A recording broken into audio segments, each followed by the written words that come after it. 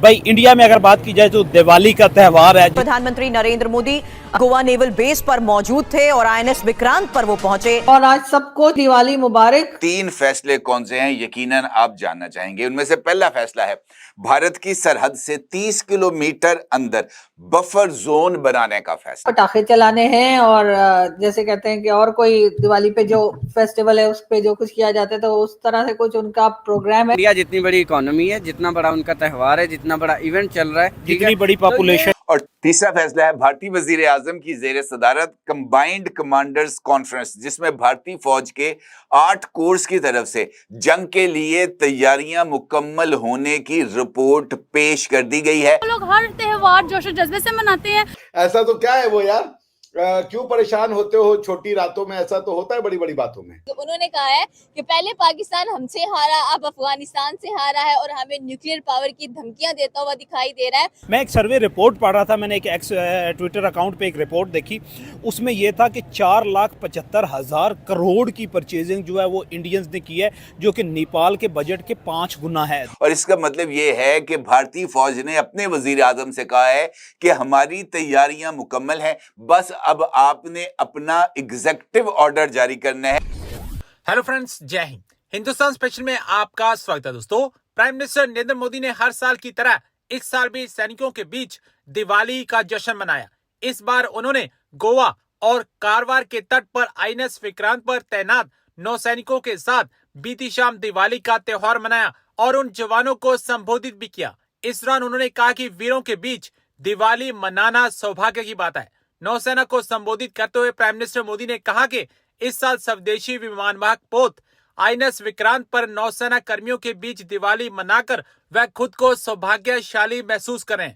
Prime minister Modi ने कहा, मुझे परिवार के सदस्यों के साथ दिवाली मनाने की आदत है। आप मेरा परिवार है और मैं आपके बीच हूँ। सैनिकों को संबोधित करते हुए प्राइम मिनिस्टर मोदी ने आईएनएस विक्रांत के शौर्य और पराक्रम की खूब प्रशंसा की और कहा कि विक्रांत आत्मनिर्भरता का प्रतीक है। प्राइम मिनिस्टर मोदी ने कहा, ऑपरेशन सिंदूर के दौरान विक्रांत ने पाक की नींद उड़ा दी थी। उन्होंने कहा कि आईएनएस विक्रांत का पराक्रम देख दुश्मन देश ने घुटने टेक दिए थे। भारत की तरफ से 3 अहम फैसले सामने आए हैं, जो बज़ाहिर अगर आप उनको देखें तो वो आपको अलग अलग फैसले नजर आएंगे, लेकिन अगर इन तमाम फैसलों को एक लाइन में रख कर देखा जाए, एक साथ रख कर देखा जाए, तो बिल्कुल मुख्तलिफ मंजर सामने आता है। वो 3 फैसले कौन से हैं यकीनन आप जानना चाहेंगे। उनमें से पहला फैसला है भारत की सरहद से 30 किलोमीटर अंदर बफर जोन बनाने का फैसला, और इस हवाले से भारत की वजारत दाखिला का जो हेड है अमित शाह, उसकी तरफ से एकामात सादर कर दिए गए हैं। दूसरा इंपॉर्टेंट फैसला है कश्मीर के 7 इजला में डिफेंस कोर्स बनाने का हुक्म।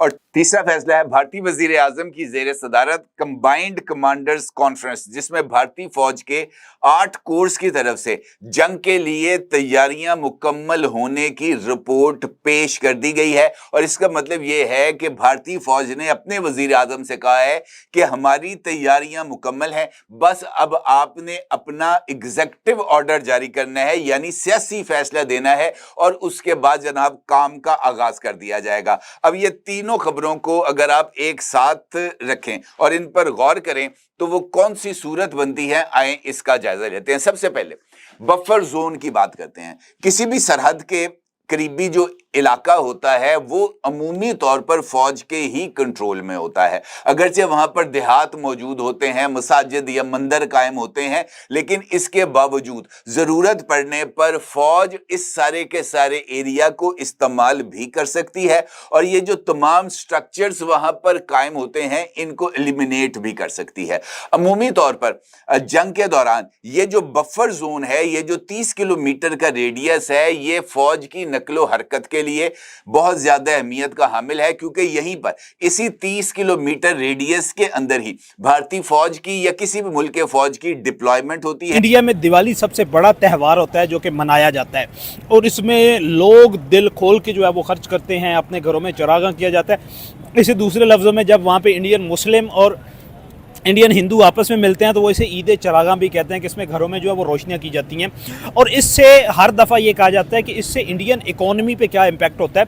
मैं एक सर्वे रिपोर्ट पढ़ रहा था, मैंने एक एक्स ट्विटर अकाउंट पे एक रिपोर्ट देखी, उसमें यह था कि 4,75,000 करोड़ की परचेजिंग जो है वो इंडियंस ने की है, जो कि नेपाल के बजट के 5 गुना है। नेपाल के बजट के टोटल बजट का 5 गुना बनता है कि यानी नेपाल के बजट अगर 5 गुना किया जाए तो फिर ये एक अमाउंट बनती है जो कि पिछले एक महीने में इंडियन ने परचेज किया है। ये वो इकोनॉमी है जिसे डोनाल्ड ट्रंप जो है वो पहले डेड इकोनॉमी कह चुका था और उसके साथ साथ दूसरे कंट्रीज जो वो कहते थे कि इनके पास जो है वो परचेजिंग पावर कम है।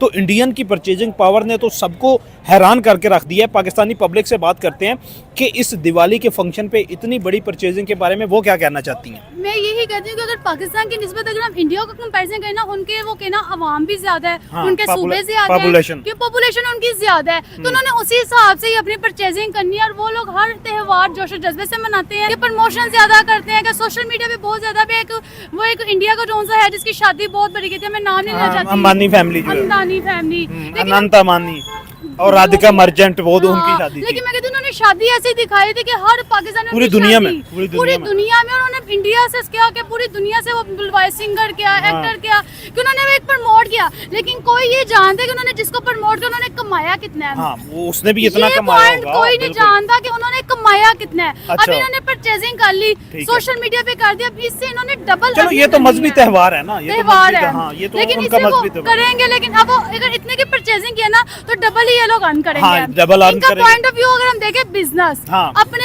इकोनॉमी को स्ट्रॉन्ग करना। हाँ, तो वो जो डोनाल्ड ट्रंप कहता था डेड इकोनॉमी, पर डेड इकोनॉमी तो ना हुई। नहीं, बिल्कुल भी नहीं। डोनाल्ड ट्रंप तो कुछ भी कहता रहता है। दिवाली का फंक्शन है इंडिया में और आज मैंने स्टैट्स देखी है, वहाँ पे 4,75,000 करोड़ का खाली बिजनेस हुआ है, परचेजिंग हुई है जो कि इंडियंस ने की है। आप भी फ़िलॉसफी के स्टूडेंट रहे हैं, हिंदुइज़्म को भी आप जानते हैं, क्या कहना चाहते हैं कि इतनी बड़ी परचेजिंग पावर 4,75,000 की, और ये वो इकोनॉमी है जैसे डोनाल्ड ट्रंप जो है वो डेड इकोनॉमी कह चुका है। देखें यार, आपने ना मेरी वो दुखती रग पे हाथ रख दिया। सबसे पहले मैं डोनाल्ड ट्रंप का बहुत बड़ा नाकिद हूँ, ठीक है, मुझे ये बंदा वैसे पसंद नहीं है, ठीक है। इस पर बाद में आता हूँ क्योंकि आपने दिवाली से बात शुरू की है, तो पहले दिवाली को जरा देखते हैं यार। इधर डिजर्व के इतना 4,70,000 करोड़ की, मतलब इतनी शॉपिंग उनकी होनी चाहिए।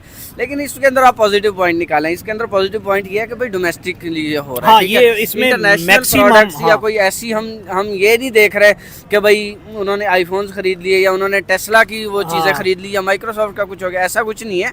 मतलब जो उनकी छोटी छोटी चीजें, जो छोटी छोटी चीजों को बच्चों के छोटे बिजनेसेस होते हैं जिनको प्रमोट करने के लिए जो काम हम मीडिया के ऊपर बैठकर हम कहते हैं ना कि ये करो, इसको खरीदो, इसको खरीदो, इसको सपोर्ट करो, भाई वो देखें वो 5 दिन के अंदर उतनी शॉपिंग कर रहे हैं, ठीक है। तो भाई ये पॉजिटिवली इंडिया के लिए, इंडिया की इकोनॉमी के लिए बहुत बड़ी बात है।